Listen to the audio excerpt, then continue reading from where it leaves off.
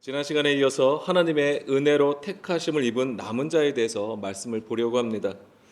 하나님이 미리 하신 자기 백성이 그 시대마다 하나님께서 세우신 남은 자가 되는 것입니다. 그러니까는 이번 시간은 지난 시간에 이어서 말씀을 나누게 되는 것이죠.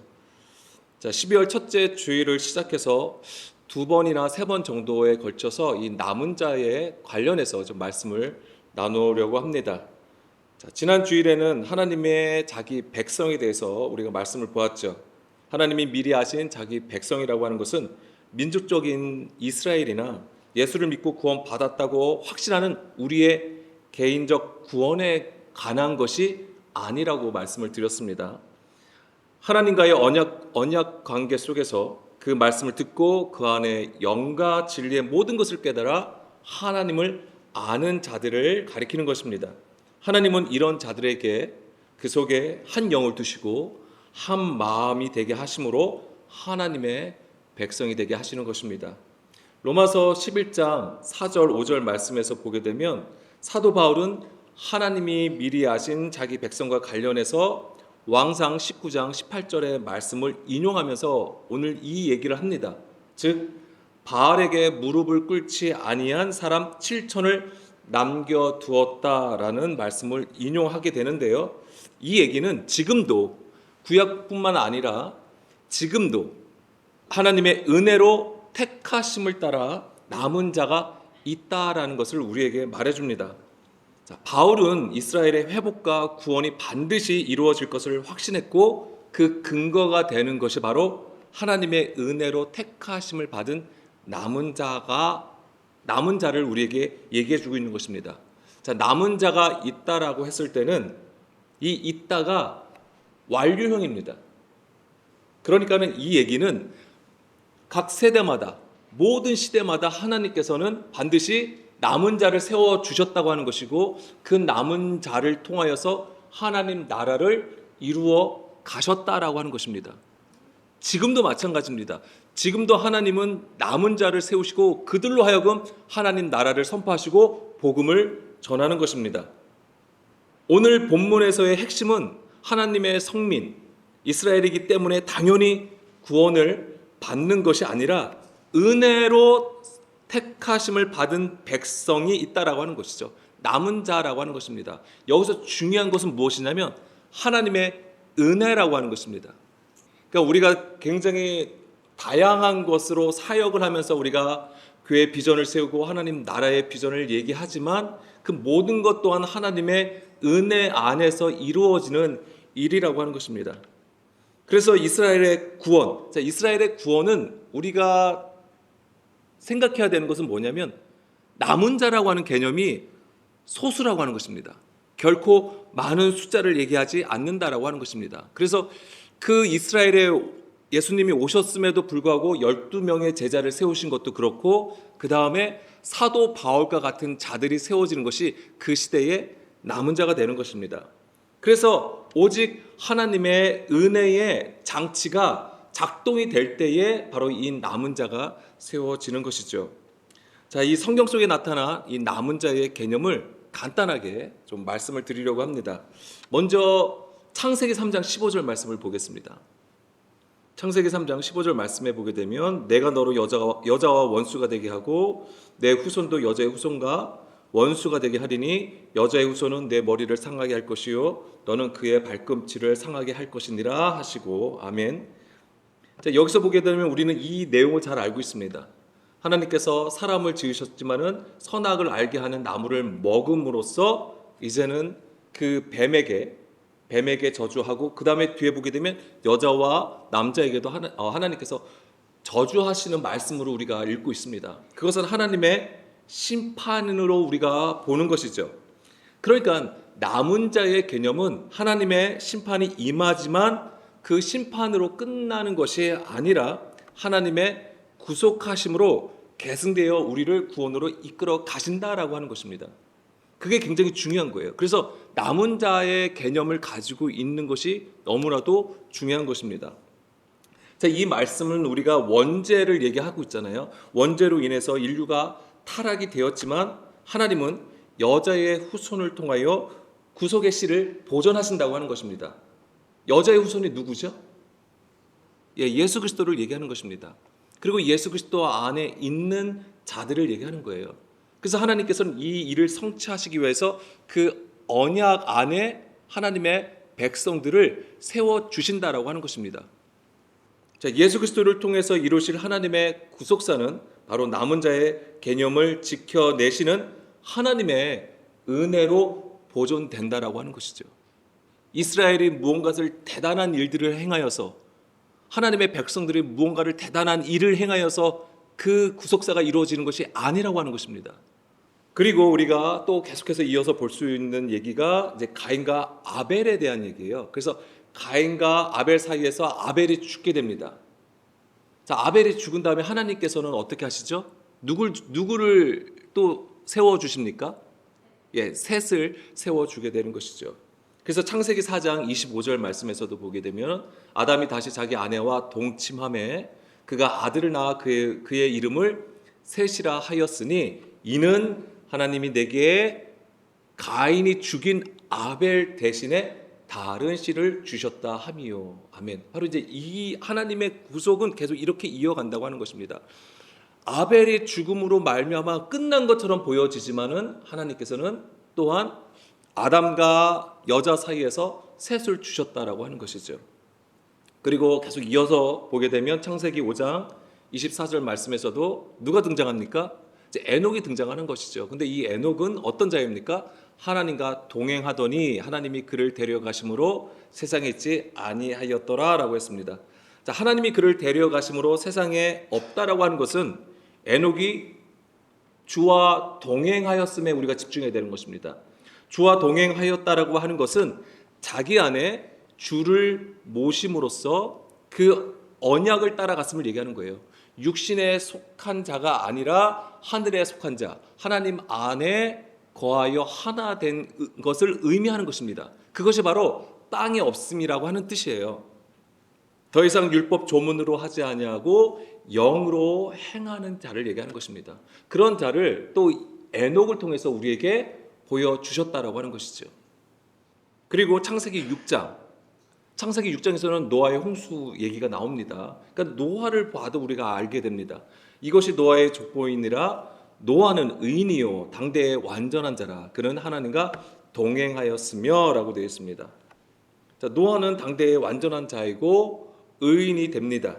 그 시대에 남은 자가 되어서 하나님의 홍수 심판 가운데에서도 하나님의 구속사를 계승하는 남은 자를 보여주는 것입니다.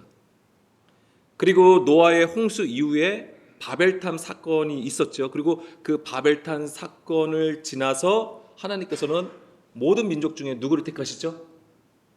바벨탑 사건 이후에 모든 민족 중에 누구를 택하십니까? 창세기 12장에 아브라함을 택하시죠.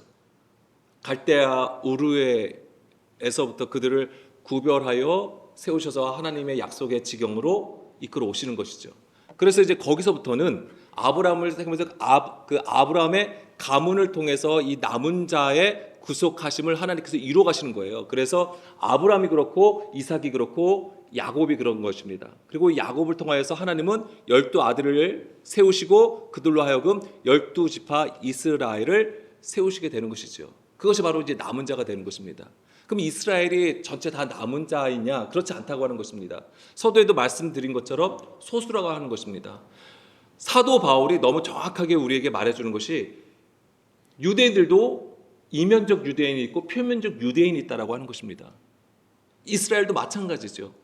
표면적인 이스라엘, 육신에 속한 이스라엘이 있는 반면에 하나님이 그 진정한 하나님의 영을 따르는 하나님의 그 마음과 하나가 된 참 이스라엘이 있다라고 하는 것입니다. 남은 자는 결코 많지 않다라고 하는 거예요. 그래서 아브람과 이삭과 야곱 12아들을 통하여 하나님은 또 남은 자의 개념을 가지고 구속사를 이루어 가시는데 그 다음에 야곱 이후에 이 이스라엘은 어디에 머물게 됩니까? 애굽에 들어가잖아요. 요셉을 통하여서 야곱의 가족들이 이제 애굽에 머물게 되는 것이죠. 그러니까는 이 족장 시대 때는 그 가문을 통해서 하나님께서 남은 자를 세워 가시는 구속사를 이루시는 것이고 이제는 출애굽으로 또 하나님의 또 구속사를 이루어 가신다라고 하는 겁니다. 그래서 출애굽 이후 그다음에 가나안 정착을 통하여서 이제 남은 자의 개념을 하나님께서 세우시는데, 거기서부터는 이제 언약과 밀접한 관계를 하나님께서 만들어 가십니다. 그래서 첫 번째로 보게 되면은 금송아지 사건으로 인하여서 이스라엘 지파가 하나님 앞에 엄청난 심판과 책망을 받죠. 그때 누가 세워집니까? 하나님은 이 지파를 세우십니다. 장자로 세우시죠. 누구죠? 예, 레위 지파. 그래서 레위 지파가 구별되어 남은 자처럼 세워지는 거예요. 그리고 이제는 가나안 정탐에 들어갔습니다. 가나안 정탐에서도 이 남은 자의 개념을 가진 자들이 나옵니다. 누가 있습니까? 예, 여호수아하고 갈렙이 그렇다고 하는 거예요. 자, 여기서 되게 중요한 건 뭐냐면 언약과 관련되어 있다고 하는 것입니다. 언약과 관련되어 있다. 그래서 하나님도 레위 지파와 언약을 맺으시는 것이고, 갈렙과 여호수아와도 언약 가운데에서 그들을 세우시게 되는 것이죠. 그리고 이제는 가나안 땅에 들어갔습니다. 그러면서 가나안 땅에서 들어가고 이제는 성경은 바로 우리에게 사사 시대를 보여줍니다. 그런데 사사 시대에서도 항상 뭐예요? 하나님의 백성들은 하나님의 은혜를 입었음에도 불구하고 계속 뭐예요? 자기들의 유익을 따라 그러니까 우상을 섬기게 되죠. 그때에 하나님께서는 이방 민족들을 데리고 와가지고 그들을 심판하시게 됩니다. 그때마다 누가 세워집니까? 예, 사사들이 세워진다고 하는 거예요. 그러니까 이 사사들도 남은 자의 개념을 가지고 있는 자들입니다. 그러니까는 여기서 계속 말씀을 드리는 건 뭐냐면, 하나님은 우리의 죄와 허물이 있음에도 불구하고 그것은 반드시 하나님의 공의로 심판을 하시지만은 하나님의 구속사를 이루어 가신다라고 하는 거예요. 남은 자들로 하여금. 그리고 오늘 로마서 11장에서 보았듯이 사도 바울이 인용한 것처럼 엘리야 시대에서는 바로 이스라엘 중에 7천 명이 남아 있다라고 하는 것입니다. 바알에게 무릎 꿇지 아니하고 바알에게 절하지 아니하는 7천 명이 있다라고 얘기를 하고 있습니다. 그 7천은 숫자 7천 명을 얘기할까요? 아니라고 하는 것입니다. 계시록에 나오는 14만 4천이 그런 것처럼 이 7천도 그 당시에 남은 자의 개념으로 얘기하고 있는 것입니다. 그리고 그 이후에 이스라엘의 역사에서도 이 남은 자들을 하나님께서는 세우시고 하나님의 약속을 이루어 가시는데, 이스라엘 백성들이 하나님께 우상을 숭배함으로써 바벨론으로 끌려가잖아요. 이제 열방으로 흩어지게 되는 것입니다. 포로로 끌려가게 되는데 하나님은 그들에게 약속을 하시죠. 다시 고국으로 오게 하시겠다라고 말씀을 하십니다. 그런데 실제적으로도 역사적으로도 뭐냐면, 실제로 이스라엘로 돌아온 자들이 그렇게 많지 않아요. 열방에 흩어져서 살아가는 그 동안에 그들이 이제 그곳에 적응하고 그것에 엄청난 부와 명예를 가지게 됩니다. 그래서 거기서 머물게 되어 있어요. 실제적으로 하나님의 말씀을 따라서 이스라엘로 돌아온 자들이 그렇게 많지 않다라고 하는 것입니다. 그들 또한 하나님의 약속대로 고국에 돌아온 자들 또한 이제 남은 자의 개념을 가지게 되는 것입니다.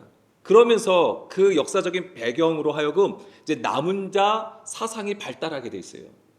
그때부터.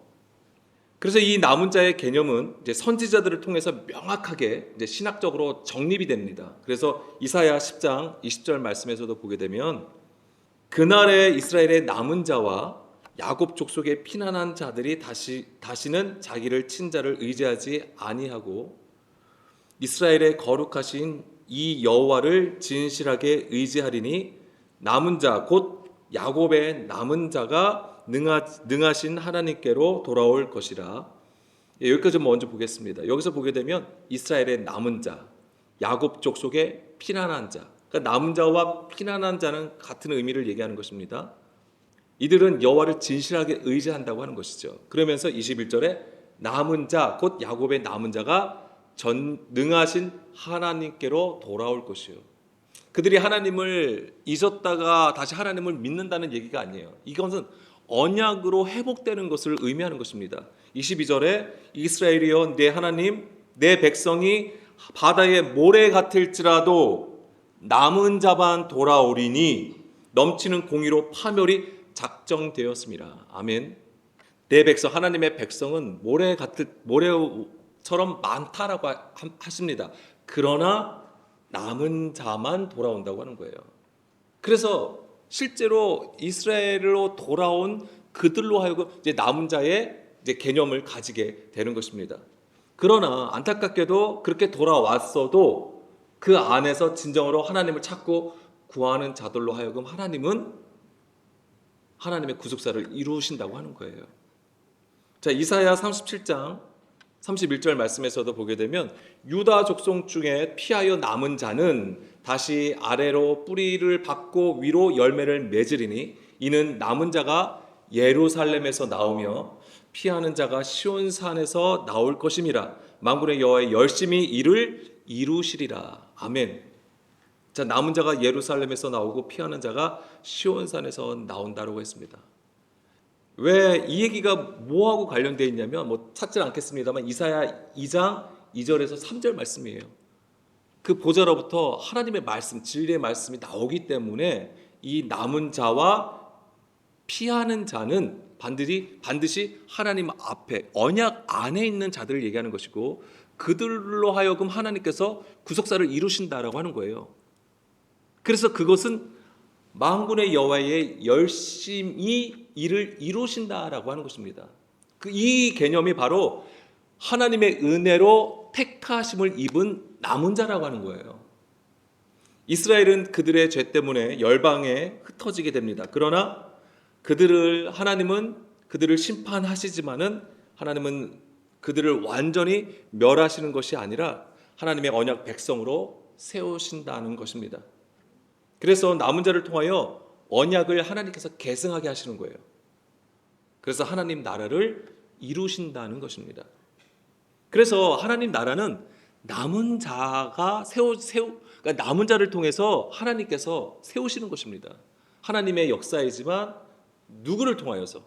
그 남은 자들을 통하여서. 이 남은 자는 결국 예수님의 그 말씀을 가지고 복음을 전하는 자를 얘기하는 것입니다.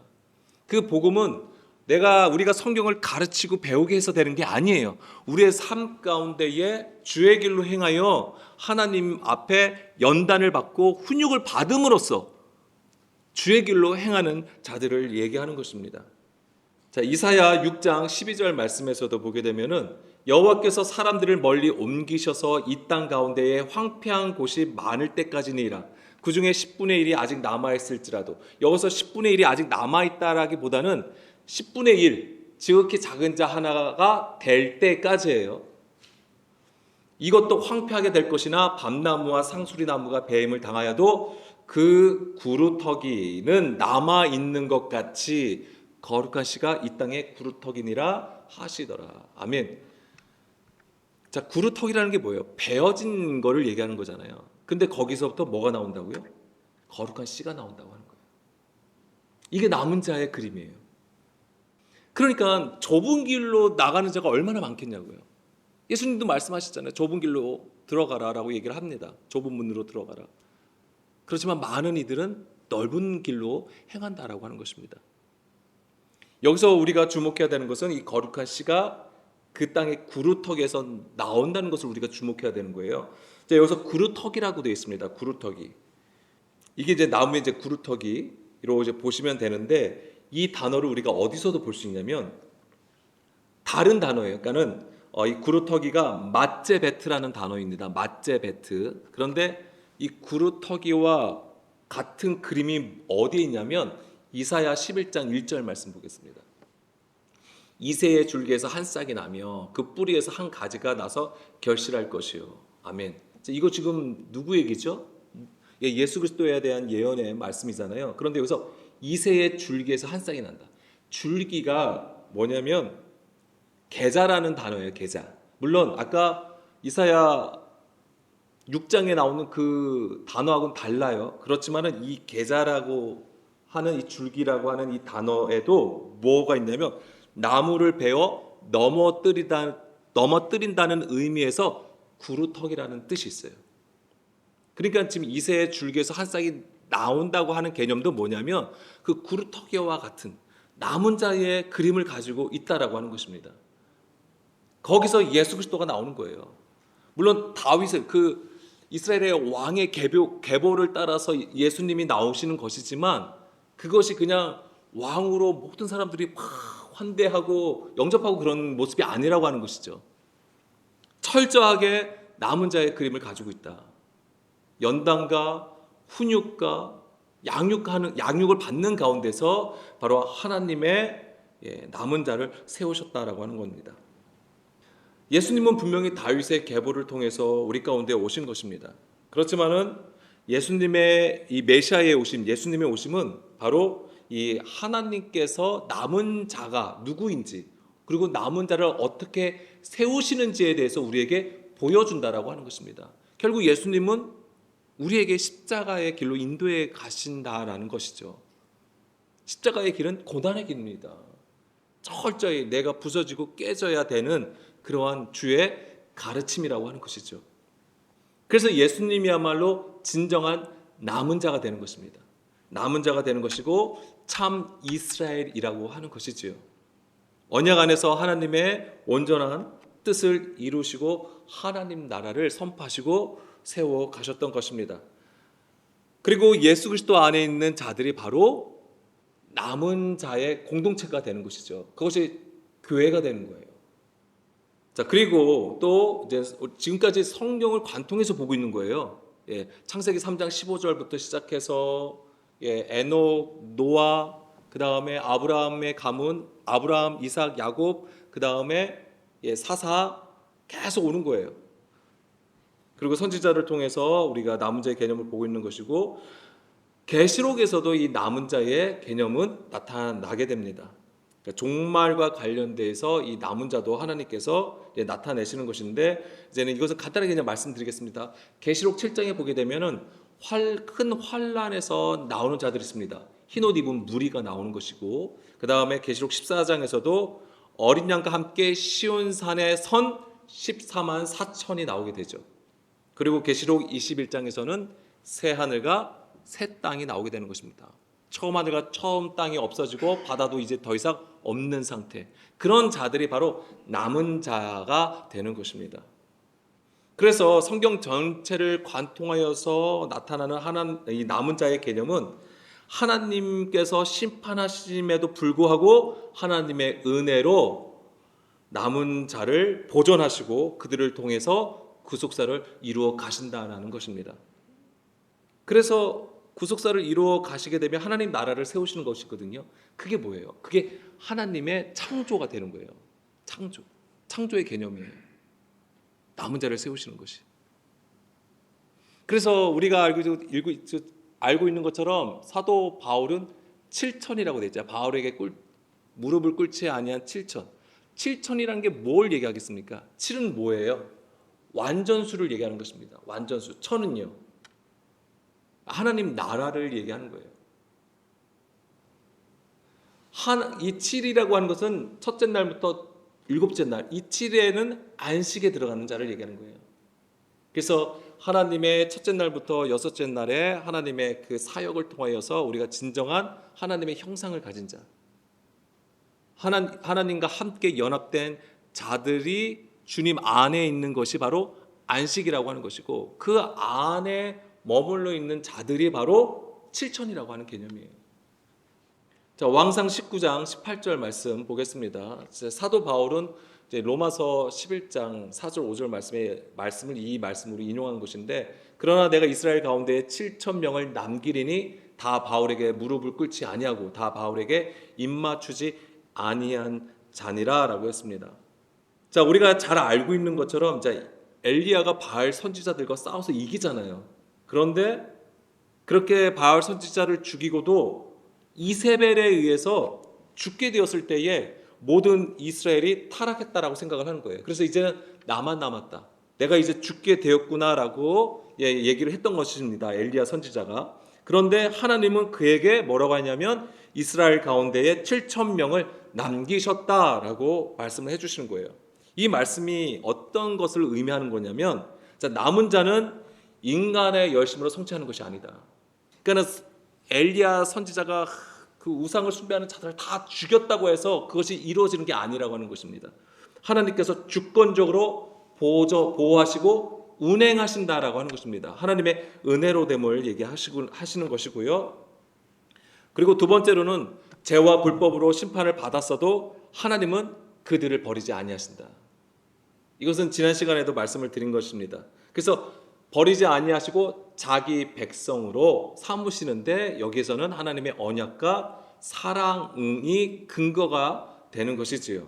그래서 하나님은 이스라엘 백성들, 죄를 지은 자들을 안 끊으신다는 게 아니에요. 그러니까 그들 버리지 않으신다라는 게 아니라 어떤 의미로 우리가 받아들여야 되냐면 하나님의 언약은 끊어질 수 없다라고 하는 거예요. 예수 그리스도의 사랑을 그 무엇도, 권세도 어떤 것도 끊을 수 없는 것처럼 하나님의 언약은 그 무엇으로도 끊을 수 없다. 이 얘기를 하시는 거예요. 로마서 8장 38절. 내가 확신하노니 사망이나 생명이나 천사들이나 권세들이나 현재 일어나 장래일이나 능력이나 높음이나 깊음이나 다른 어떤 피조물이라도 우리를 우리 주 그리스도 예수 안에 있는 하나님의 사랑에서 끊을 수 없느니라. 아멘.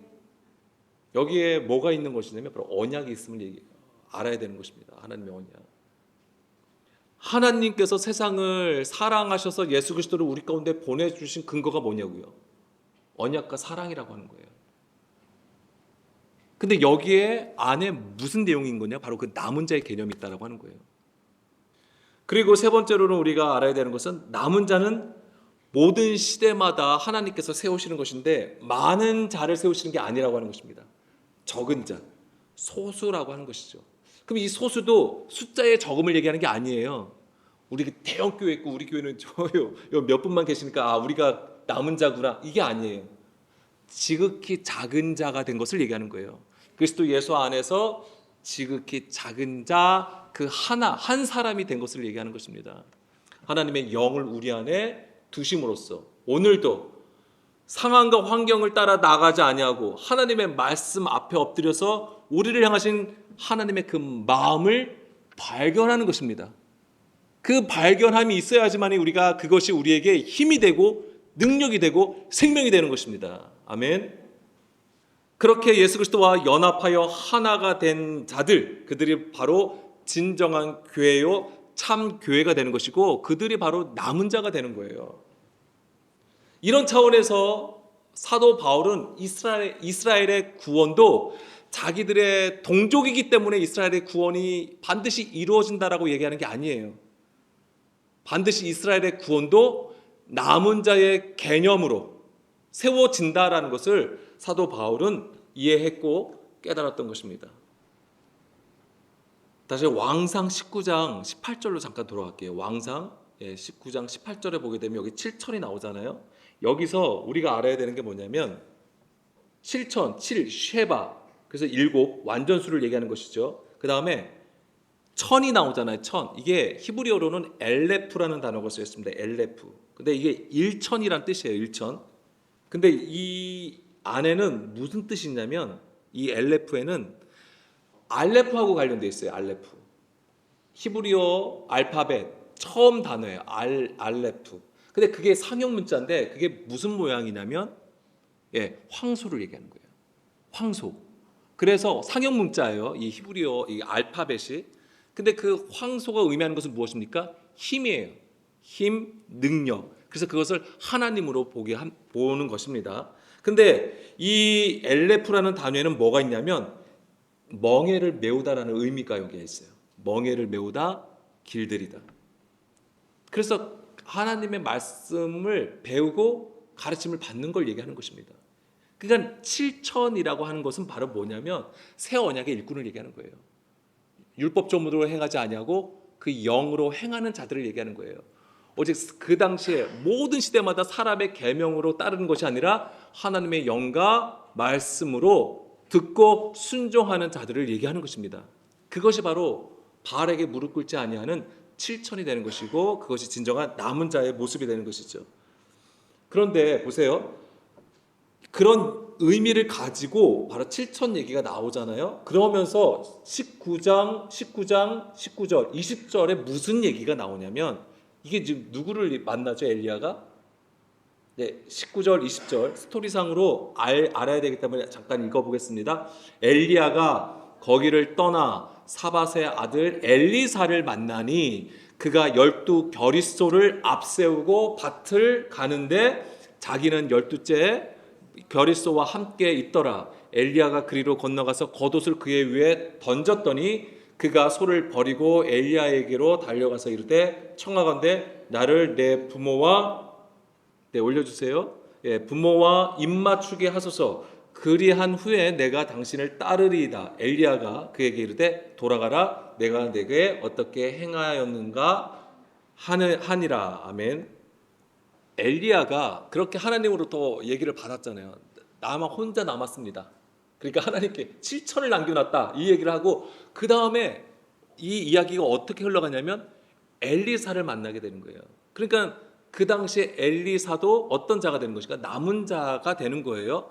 그런데 엘리사에 대해서 얘기를 해주는데 뭘 얘기하고 있습니까? 그가 12겨릿소를 앞세우고 밭을 간다라고 하는 거예요. 이 얘기가 왜 나왔을까요? 그러니까 아까 좀 전에 7천을 말씀을 드렸잖아요. 천, 엘레프, 그게 뭐예요? 황소, 멍에를 매다, 길들이다라는 뜻을 가지고 있다고 말씀드렸어요. 그러니까 지금 그거와 계속 연결되는 거예요. 이게 우리가 볼 때는 그냥 소를 끌고 밭을 가는 것처럼 보여지는 것이지만, 그래서 이 겨릿소가 나오잖아요. 겨릿소가 뭐죠? 째메르, 한 쌍을 얘기하는 거예요. 한 쌍. 멍에를 혼자서 맵니까? 아니에요. 같이 매야 돼요. 멍에는 양쪽에서 같이 매야 돼요. 그리고 같이 가야지만이 그 원하는 길로 밭을 갈 수 있게 되는 것이죠. 그래서 이 겨릿소는 째메르라고 해가지고 멍에, 한 쌍이란 뜻을 가지고 있습니다. 멍에예요. 그러니까 뭐냐면 밭을 기경하는 것입니다. 밭을 기경하는 것이 뭘 얘기하죠? 주의 가르침을 받는다라고 하는 것입니다. 바로 엘리사가 지금 그런 거예요. 그래서 묵은 것, 고정되고 굳어진 것을 깨트려서 고운 입자로 만드는 것입니다.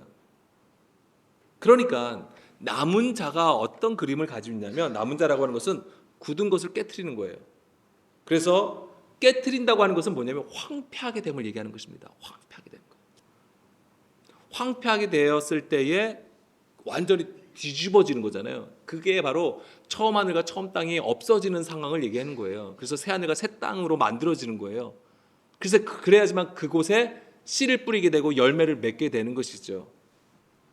그게 바로 이제 남은 자로 하여금 하나님께서 이루시는 구속사라고 하는 거예요. 그게.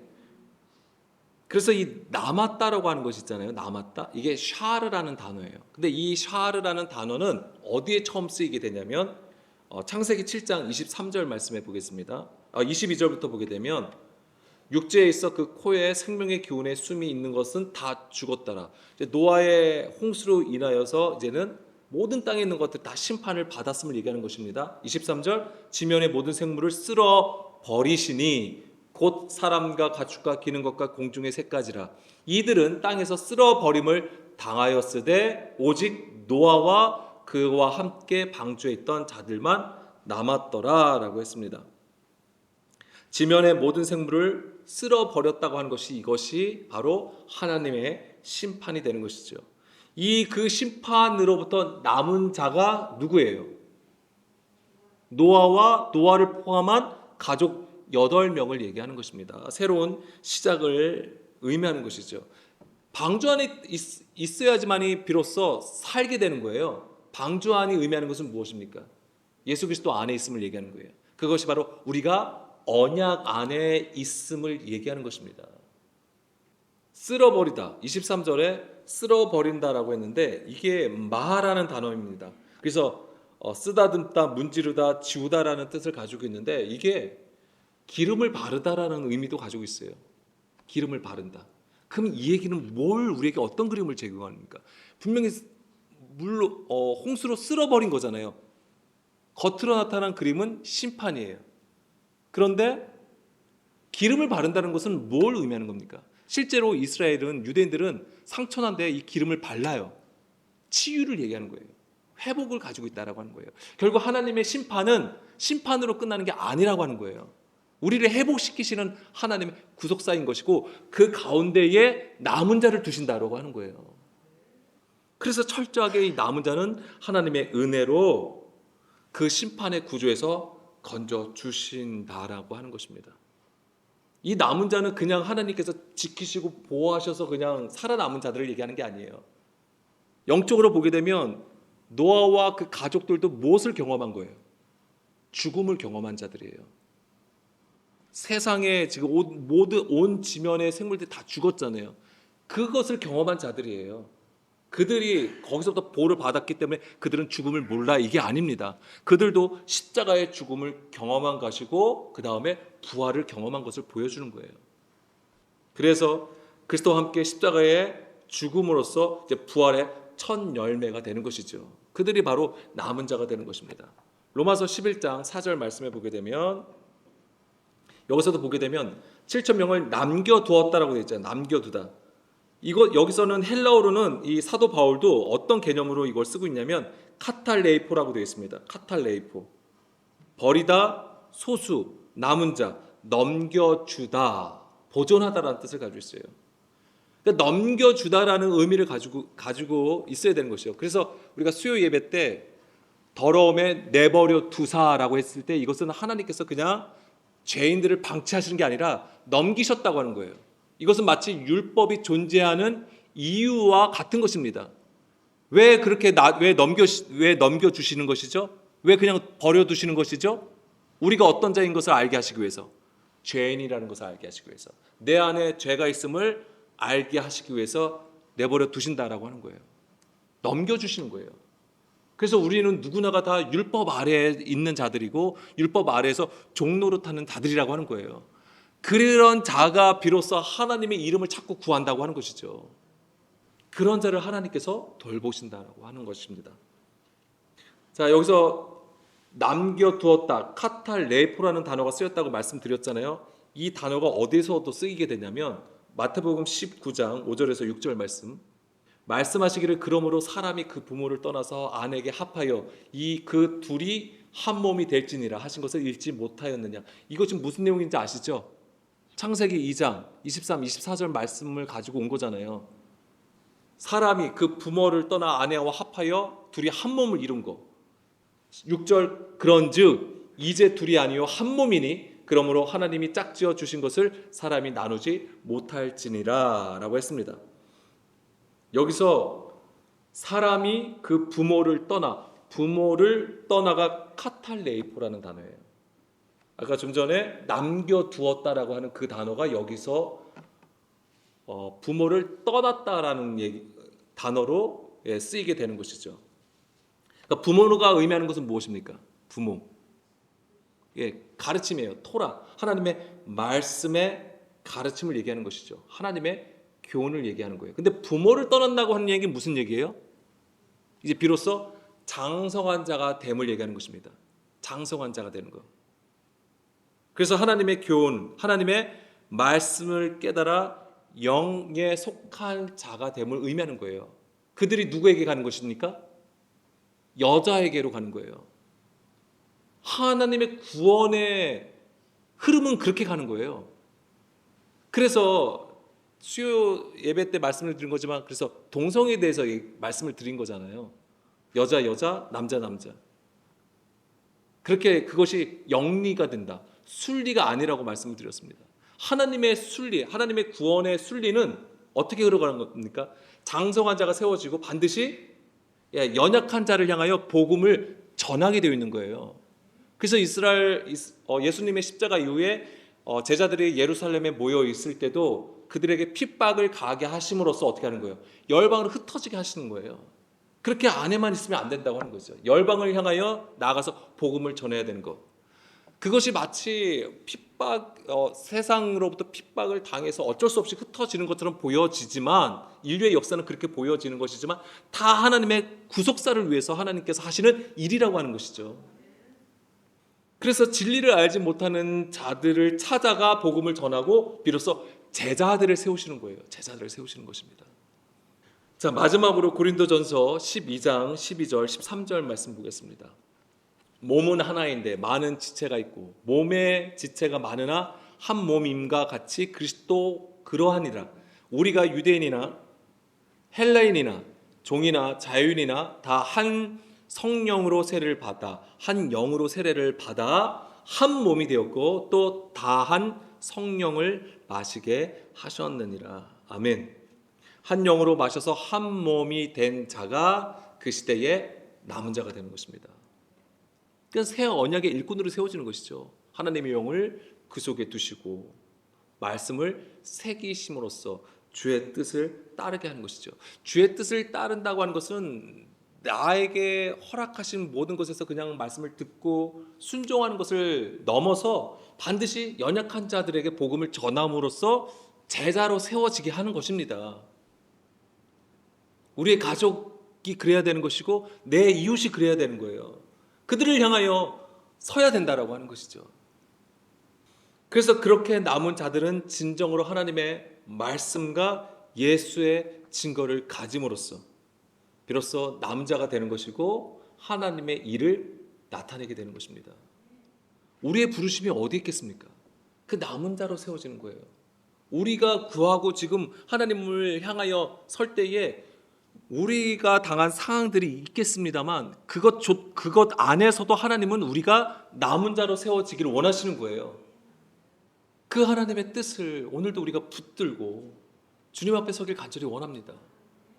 어둠과 세상 가운데 있는 우리, 비록 그 몸은 연약한 가운데 있을지라도 하나님은 그 영으로 우리 가운데에 임하심으로써 주의 일을 나타내시는 것입니다. 우리가 많다고 해서 뭔가 많은 일들을 한다고 해서 하나님의 일이 이루어지는 것이 아님을 알고 오늘도 그 본질에 충성하며 그 말씀을 따라가는 저와 여러분이 되기를 간절히 소망합니다. 아멘.